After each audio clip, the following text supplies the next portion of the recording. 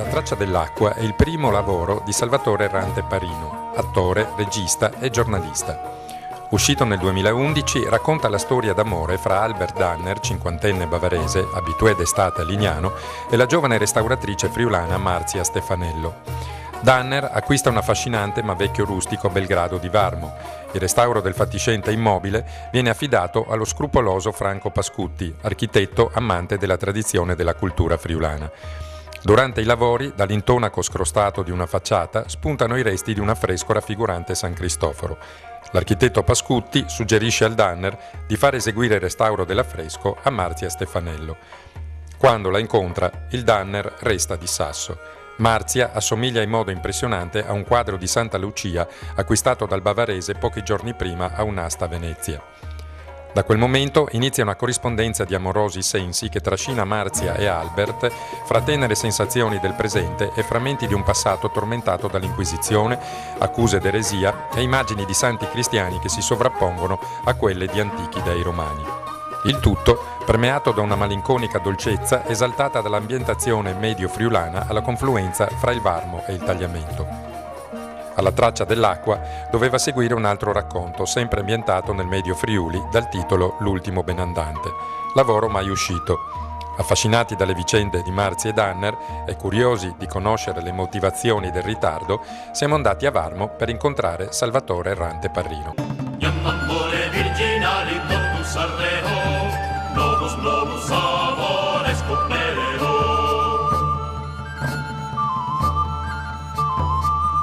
Filomena, sic dulciter, et modulans auditur in tu scale totus flore L'appuntamento con Marzia era per le 10 alla chiesa di Santa Marizza per osservare da vicino l'intero ciclo di affreschi del Tanner. Proprio a Santa Marizza abbiamo dato appuntamento a Salvatore Errante Parino e a Michela De Candido.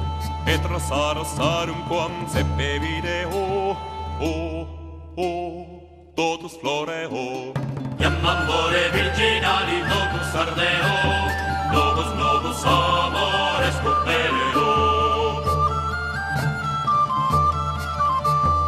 Me ame concord. Ecco dunque, questa è la Madonna dell'Assunta, dalla quale appunto Salvatore Errante Parino ha tratto l'ispirazione per il suo libro. Certo, è stato una piccola folgorazione, perché ho visto questa ragazza, questa giovane donna e ho pensato che questa Madonna potesse essere il ritratto di una ragazza del posto, ammesso che sia Tanner l'autore o chi per esso, che abbia ritratto una ragazza del posto, e siccome questa annunciazione ha un'ombra di eretico, perché l'angelo da una parte, poi c'è Dio, poi in una sfera c'è la colomba, poi arriva il messaggio alla Madonna. Insomma, ho pensato, poi siamo nel momento in cui il Vergerio passa in Friuli, c'è già stata ormai la riforma protestante, che se ne comincia a parlare, eccetera, ci fosse qualcosa di eretico. E ho pensato che allora, abbandonata dall'autore che non doveva ritrarre una ragazza eretica come Madonna, fosse stata ripudiata e di conseguenza si fosse suicidata negandosi nel tagliamento. Ecco, il suicidio nella storia antica della ragazza del romanzo è rimasto. Un po' difficile da spiegarlo perché la trama è molto complessa. È rimasto come traccia, appunto, nel libro, no? Nell'acqua del libro. Allora, però, questo che stiamo raccontando adesso, questa alla quale ha accennato lei, è una storia medievale, abbiamo parlato del 1500. Il libro però inizia ed è ambientato ai giorni nostri. C'è questo Albert Danner, che poi sì, è una assonanza proprio con il Tanner, no? Lui, se vogliamo. Perché è lui redivivo, eccolo. Perlomeno c'è il sospetto che sia lui. Viene nel Friuli perché vuole comprare casa al mare inizialmente, poi rimane invece folgorato da questa casa abbandonata che lui trova dopo essersi perso praticamente in mezzo alla tempesta, perché sta piovendo, è buio di sera, e i fari della sua macchina illuminano è questa casa, e lui rimane affascinato. Il libro comincia in pratica da lì, perché lui poi vuole restaurare questa casa, e il restauro verrà commissionato a Marzia, che è l'altra protagonista del romanzo. E che è questa Madonna rediviva. E qui c'è qualcosa però di autobiografico, perché io davvero volevo acquistare, anche se non sono tedesco di Germania, volevo acquistare una casa al mare, e davvero l'avevo trovata a Cesarolo, come nel romanzo, e davvero mi sono innamorato di una casa di Santa Marizia, non sapevo neppure che esistesse Santa Marizia, e lì è stata la folgorazione. Per cui c'è una mistura tra la storia cinquecentesca, la vicenda mia, anche senza marzie, diciamo, perché sono una persona fedele a mia moglie, e poi c'è anche l'affezione per Santa Marizia, che è un angolo sconosciuto e dormiente del Friuli, che ancora conserva il fascino delle cose antiche, ecco. Danner è anche un cultore delle cose antiche, no? Infatti va a delle aste di antiquariato a Venezia, dove acquista un quadro che poi scopriremo che è il ritratto proprio di Marzia, che poi lui conoscerà successivamente, al quale verrà affidata il restauro della casa. Praticamente conosce questa Madonnina qui, praticamente. Sì, però la trova riprodotta in un quadro che lui acquista in un'asta di Semenzato. Trova questa immagine e si innamora dell'immagine, non ha ancora trovato il corrispettivo reale di questa immagine, e crede sia una certa cosa, non si sa bene il ritratto di cosa, Santa Lucia sembrerebbe, e invece non sarà Santa Lucia. Durante il restauro salterà fuori una cosa totalmente diversa. Ne nasce una storia d'amore anche, diciamolo perché al pubblico piacciono anche queste cose, ne nasce una storia d'amore che non vogliamo raccontare come andrà a finire, ma che troverà corrispondenza in cose proprio del passato e del Medioevo. Certo, si fonderà la storia antica della modella di questa Madonna con la storia moderna dell'amore con Marzia. Però la storia moderna non fa altro che completare la storia antica che era stata interrotta. Praticamente rivivono una storia antica e la portano a completamento. Quando lei è venuto a presentare il libro all'ex convento di San Francesco a Pordenone, aveva preannunciato poi anche un altro libro che avrebbe scritto, l'ultimo dei Benandanti. Noi siamo andati in cerca di questo libro perché, affascinati dal primo, abbiamo pensato magari una sorta di serial, no? Che è qualcosa che completasse la prima stesura di questo libro, e invece questo libro non l'abbiamo trovato. No, non è più stato pubblicato. Sì, ci sono stati, diciamo, dei ripensamenti. Adesso sto pensando ad un romanzo che però tratta ugualmente i temi dei Benandanti, ma li tratta in epoca moderna. Il titolo provvisorio così è Doppio amor mi consuma, perché è un doppio amore, anche qui è un doppio amore, per una ragazza e per la sorella defunta di questa ragazza. L'innamorato non sa di chi delle due è innamorato, o se di tutte e due. Certo, una di loro è stata Benandante, forse.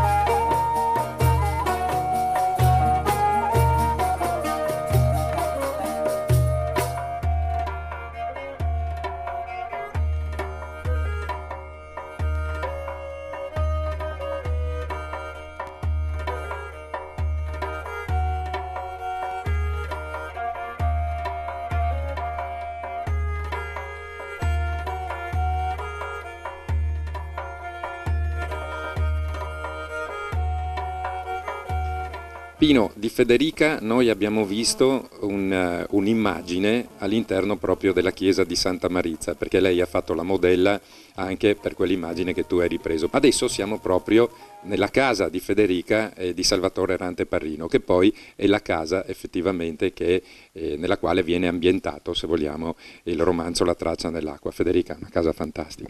Io la ringrazio, sì, è una casa bella, inutile essere ipocriti, e ci è scappata di mano in un certo senso, perché non credevamo neanche noi che venisse così. Certo che questi rustici friulani, che sono stati magari negletti e rovinati negli anni 50, si sposava il figlio, ne ricavavano una stanza, così, e andavano spegnendosi.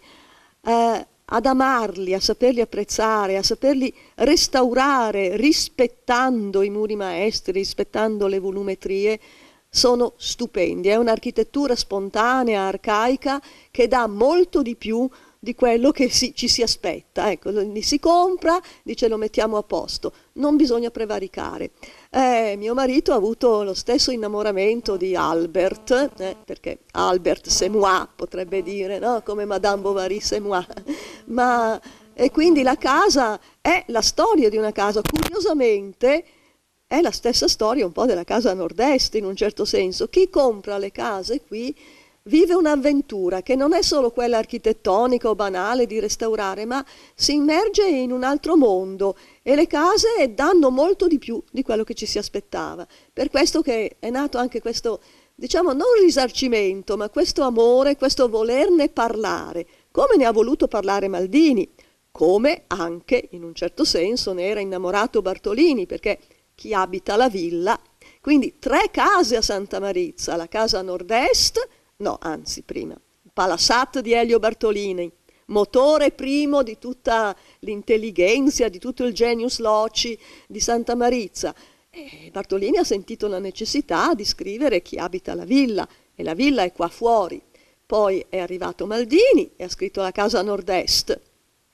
Mio marito più modestamente non ha neanche nominato la casa, però è anche in questa la storia di un innamoramento del posto.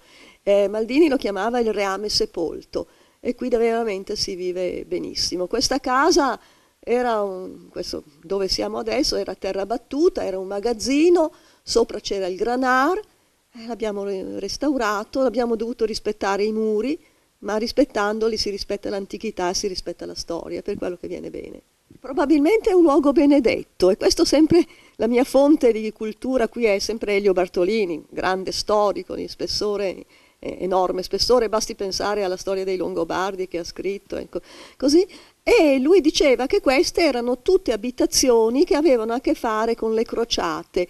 Probabilmente qui in queste case forti, in queste specie di ostelli, sia maschili che femminili, forse non erano monasteri, forse erano ostelli, si azzarda un po' questa ipotesi, e venivano raccolti i pellegrini che venivano dalla Carinzia, dalla Carniola, scendevano dal Canal del Ferro, e qua venivano raccolti, si sostavano, non si sa in quanti, forse di più certo che fare una corriera da 54 persone, erano forse un centinaio. Quando erano tutti, il numero era congruo, loro partivano, andavano a Tisana, Porto Tisane, alla Tisana, bordeggiavano, costeggiavano l'Adriatico, e poi da Ancona lo attraversavano, andavano giù, Lissa, la Fatale, l'ammiraglio Persano, così, e andavano giù, e andavano a Dubrovnik, e andavano in Terra Santa. Tornavano e li facevano, e qui venivano messi nei lazzaretti, in quarantena.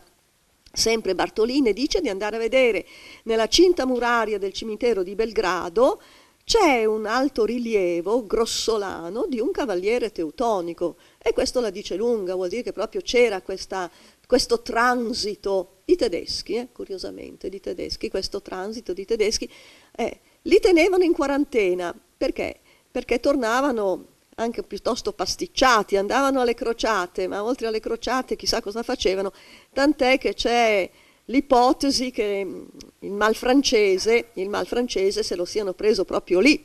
E quindi c'è anche l'ipotesi nell'iconologia di San Rocco che questo San Rocco, coquillard, col cappello da pellegrino, con la pellegrina, con la conchiglia, che avevano quelli che avevano varcato il mare, mostra una piaga.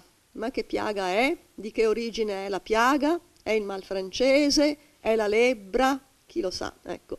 Fatto sia che non lo accostava nessuno e quindi nell'iconologia c'è il cagnolino che gli porta la pagnotta. Era un reietto sto San Rocco, santo tedesco, santo Rock, è un santo tedesco. E qua tutto si tiene perché a Santa Marizia c'è proprio nella chiesa, c'è questo San Rocco bellissimo con questi capelli biondi che se lo portiamo alla modernità è un hippie, è una figura modernissima, in calzamaglia, ha questi guanti di calza che sono gambali stupendi, gambe lunghe, vestito con un giubbetto corto, questi capelli crespi biondi, indubbiamente nordici. Ecco. Perché? Perché e allora ci rifacciamo di nuovo al Tanner. Il pittore era nordico, anche le sante nell'arco del presbiterio sono delle sante che sembrano tutte principesse e regine nordiche, hanno anche addirittura la conciatura alla francese, alla nordica, questo cercine di trecce bionde, così, sono bellissime, meriterebbero anche un restauro ben fatto, diciamo, un restauro ben fatto dei fondi, perché la Santa Marizia, la chiesetta è un gioiello veramente, ed è anche la chiesa dove si sono svolti i funerali di Maldini, di Bartolini, che sono sepolti nel cimitero, quindi è tutto un nucleo che in questi anni, alla fine del secolo scorso e nell'inizio del secondo millennio, ha avuto come una rinascita. Poi dopo forse quando scompariamo tutti noi, che ci sa che vengano dei rincalzi dei giovani, ma c'è stato un unicum di persone per una felice combinazione. Ecco. Fantastico. Maldini e Bartolini ritornano spessissimo nei suoi ricordi proprio, no? Nei suoi discorsi, eccetera, anche perché lei ha scritto qualcosa. Sì. Io ho avuto la fortuna di ricevere dall'architetto Antonietta Cestertoso le lettere che Maldini le scriveva intanto che scriveva la Casa Nord-Est, perché lei era la curatrice dei restauri. Leggendole però si fa un sobbalzo, perché Maldini scrive alla sua architetta le stesse cose, e dopo le lettere sono di peso nel romanzo. Allora non si capisce se diacronicamente o sincronicamente scrivesse il romanzo, poi copiava e mandava un pezzo alla sua architetta o viceversa. Fatto sia che in questo epistolario c'è la genesi, la motivazione di tutto il romanzo. Ci sono pezzi interi di romanzo scritti sgangheratamente con una calligrafia orrenda, così a mano, da Maldini all'architetta. Comunque si è alle spalle dello scrittore, si vede il suo metodo, si vedono le sue preferenze, e queste preferenze, queste predilezioni sono ferree, perché ce l'ha in mente a quanto pare da 40 anni, le scrive privatamente e poi le mette nel romanzo. Quindi il romanzo è proprio un succo della sua vita, ecco, una summa, diciamo. Dall'architetto o dall'architetta, come è stato detto, della casa di Maldini, torniamo alla casa qui, quella dove siamo, che ha ispirato appunto la traccia dell'acqua, ma non è gelosa di Marzia? No, ma io non sono gelosa proprio per natura, non sono gelosa di Marzia. Così accademicamente potrei essere gelosa perché questa figura, ma poi potrebbe seccarmi per le supposizioni che fanno gli altri, ecco, questo più che altro. Potrei sentire, perché gli altri hanno fatto, ma chi è, ma chi non è, chi adombra, è questa, è quella. Io so chi potrebbe essere, ma non c'è. Salvatore Errante Parino ha detto che lui è fedelissimo. Quindi... Sì, è fedele, a meno che io non sia un'ingenua, però secondo me è fedele. Cantat Filomena, sic dulciter, et modulans auditur in tu scale totus flore Iam amore virginali totus ardeo, novus amores cupereo. Flos est puellarum quam diligo, et rosarum quam seppe video.